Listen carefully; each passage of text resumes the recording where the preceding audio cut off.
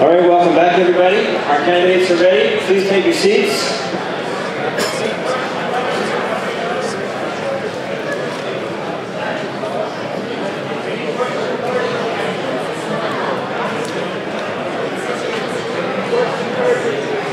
Thank you.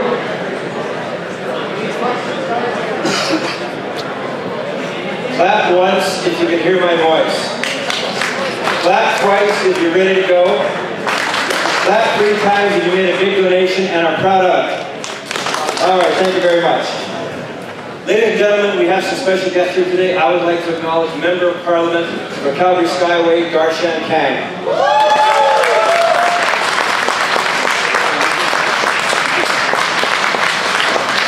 We have the leader of the Liberal Party of Alberta and MLA for Calgary Mountain View, David Swan. David, welcome to you.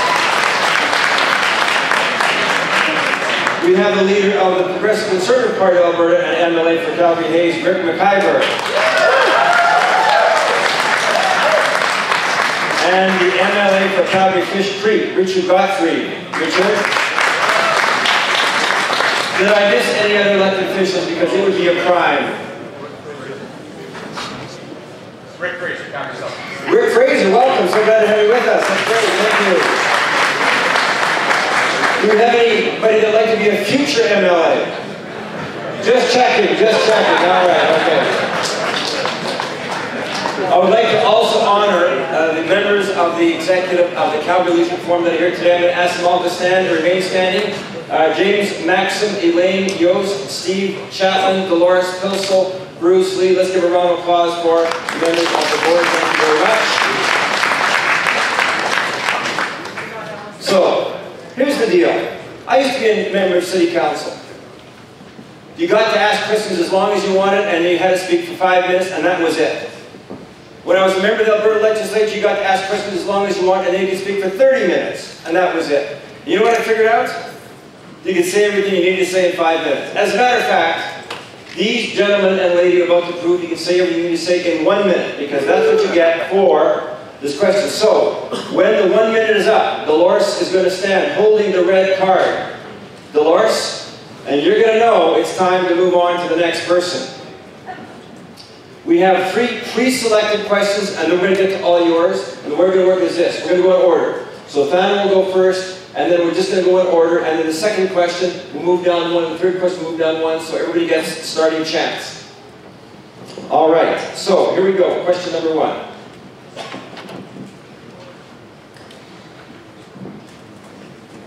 Canada is technically in a recession, and with a collapsing price of oil and falling Canadian dollar, Calgary unemployment is at 8.4%, a 20-year high.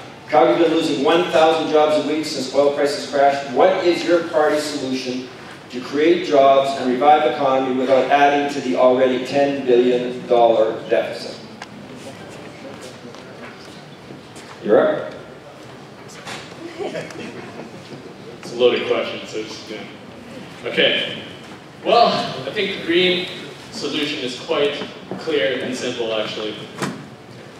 Oil and gas right now, especially in Canada, we are shipping off a low-value product in a very saturated market right now. All right? What we need to do is quickly transition into the renewable energy sector. We can actually use the same people who have lost their jobs in the oil patch and actually employ them in the renewable energy sector right away. However, there are lots of policy barriers, especially in geothermal.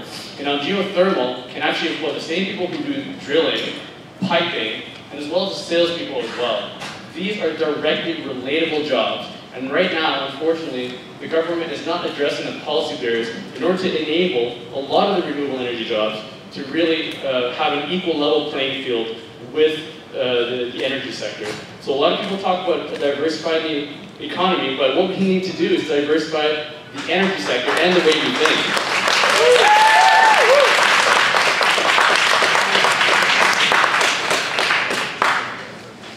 You have to tell me when to start, okay?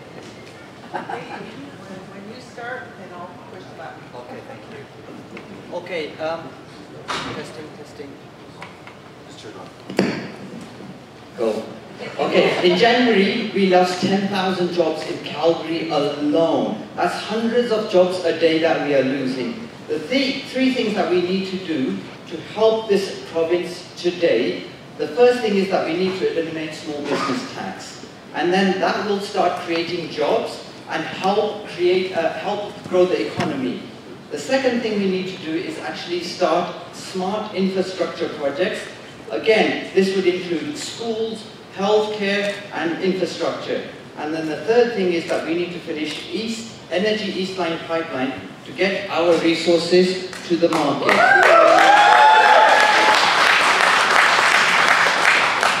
The federal government have promised us 700 million. And I'm hoping that we can use some of this money in our own riding and get some of our projects started and finished within this money.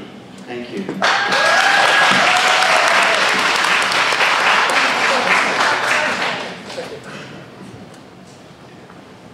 Are we good to go? Well, there is a difference between having ideas and there's a difference between having a plan that is in action, and we have a plan. We're supporting small and medium-sized businesses with $1.5 billion of venture capital and a new Promoting Job Creation Diversification Act. And of course, we're investing into our infrastructure, $2.1 billion in capital investment to move ahead on projects like that matter to Calgarians, like the Southwest Ring Road, Calgary Cancer Center. And also, we appreciate the value that our oil and gas sector brings to the province.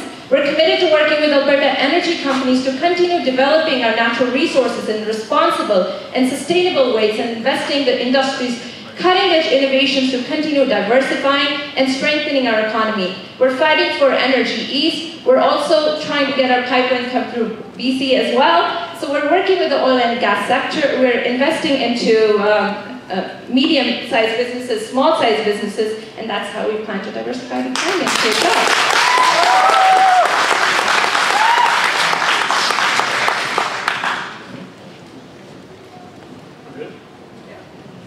All right. Albertans deserve to be working. This is an anxious time for Calgary and the rest of Alberta. The NDP government needs to be focused on getting our economy strong, not uncertainty. Right? The way we're doing it, the way government is doing things is not helping people. See that we need to diversify the economy. The government needs to appreciate businesses, small and larger corporations. So we can, once we appreciate those businesses, then they can start investing, they can start creating jobs, right? And Energy East pipeline need to be, we need to support that today, not 10 years from now. The NDP government promoted Bill 1, the Promoting Job Creation and Diversification Act. It's just a PR exercise. It's like, it's not creating a job. Thank you.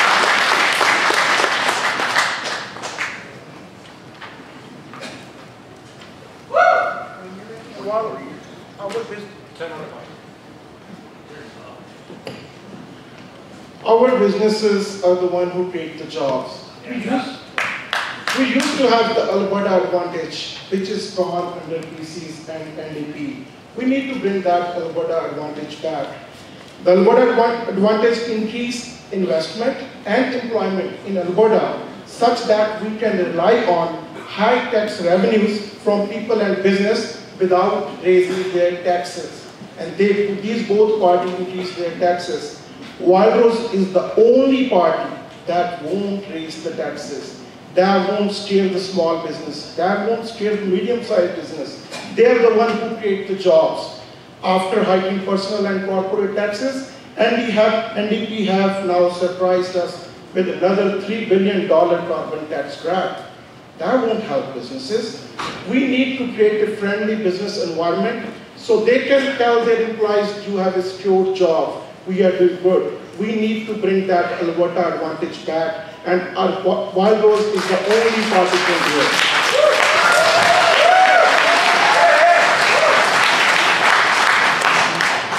Yes, thank you for the question. We have to realize that we have to, in a time like this, recessionary, low oil prices, we have to cut back on government spending. We have to. We have to cut bureaucratic positions that are overfilling. For instance, Alberta Health Services. You see the people going into the headquarters down on Southland there. I've heard of a nurse, a doctor wanting to get a light bulb changed in a hospital, and it goes through about seven levels of decision making to change a light bulb. This is nonsense. You know, usually the doctor or the nurse end up buying one from the Walmart and putting it in themselves. So it's crazy. Now, we must realize that we got to get our resources to the market. But we have to stop the outside funding of environmental groups in Saudi Arabia and the Ford Foundation. Stop it.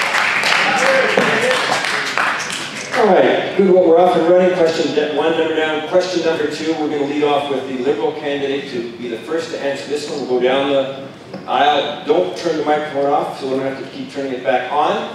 And question number two, in 1 minute, do you support the Alberta government's climate change policy and the carbon tax?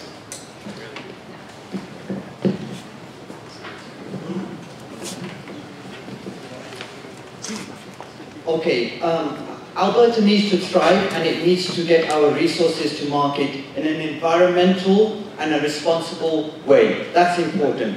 Climate change is a real issue for us, and we need to know how we can protect our country and our province. What are our options? Well, we've got several options that we haven't even started looking at. Wind, solar, dams, reservoirs. We haven't come across any of that. Make no mistake, we must focus on our resources and get the market to completing the Energy East pipeline so that Alberta's economy can improve. We've heard this several times over and over, but the fact is that we do need to get these pipelines built and finished. At the same time, we need to invest in renewable energies, green technologies, energies that both diversify the economy and improve our emissions into the atmosphere. It is good that Alberta has now a climate change.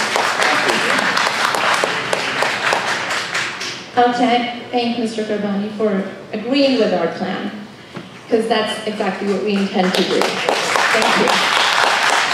Climate change is a reality, and carbon tax, I've been hearing from our opponents that we're going to charge $1,000 per household. That's a misrepresentation.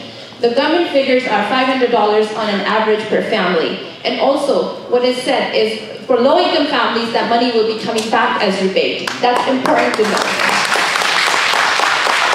And carbon tax is not a tax, it's a levy. It's exactly what Mr. Garbani just said. Our product needs to be marketed. Our product needs to be marketed. Our product needs to get to the market that will buy the product and will generate revenue for us. Our markets are in Europe. Our markets are in Asia. Those markets will not buy our product if we do not put any carbon levy on it. We need to sell their product to make revenue for the problem, and that's what we intend to do in a very sustainable manner. And again, carbon tax, it's not going to be $1,000. That is a misrepresentation, and that's not what Albertans need.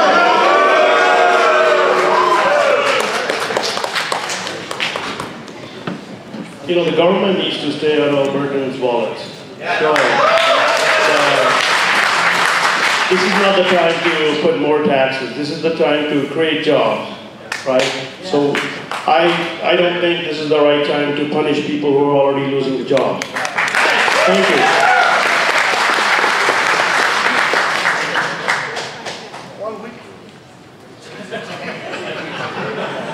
I'm not doing this on purpose.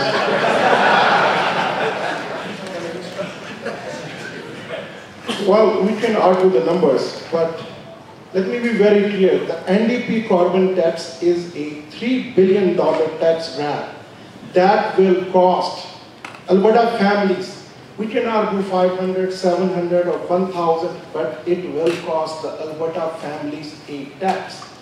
That means more investment and jobs we will lose from Alberta. While those have pushed to reduce emissions,